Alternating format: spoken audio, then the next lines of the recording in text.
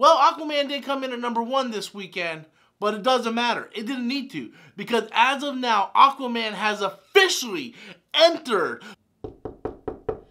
What the fuck is that? Jesus Christ. Hey, I just wanted to say, you're wrong, motherfucker! $1 billion club, asshole! Ha ha! Who's laughing now, dickhead? Who's laughing now? Okay, so as I was saying, Aquaman might not have come in at #1, but it has officially entered the... Are we being serious right now? Now what the fuck is going on? Yeah, looking for Robert Storms. I assume that's you. Because I remember seeing all those videos you talked about how everything beats adjustly. Well, guess what? I can't hear you anymore. Can't hear you anymore. You know why? Because we're rolling in the dough now, son. Aquaman just crossed $1 billion. Now, if you excuse me, Greg's out in the car. We're going to the strip club. We're going to party all night long. Later, Greg. Oh, Greg, you're a party animal. This is exactly what I needed, boy. Oh, yeah.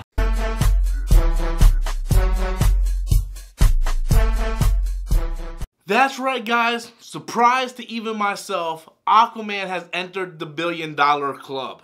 It didn't come in at #1 this week. In fact, it came in at #2. Just eventually a movie did come out to finally knock it down a peg. However, it didn't need to come in at #1 because Aquaman passed the $1 billion mark. The first film in the DCEU to cross $1 billion. And I, for one, am happy. Look, I will be man enough to admit that I was wrong. I didn't think Aquaman could cross that $1 billion. I honestly didn't. A lot of people didn't. People on YouTube, they all doubted that Aquaman could cross $1 billion.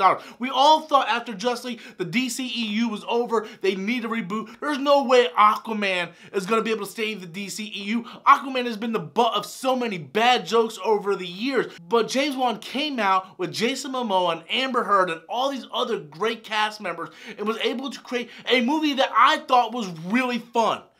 I had a hard time with this movie the first time I seen it, but when I gave it a second chance and when I gave it a second view, I actually was really entertained with this movie. And I really want to see where the DCEU goes from here. This makes me excited. I'm happy that Aquaman crossed that $1 billion mark. You know why?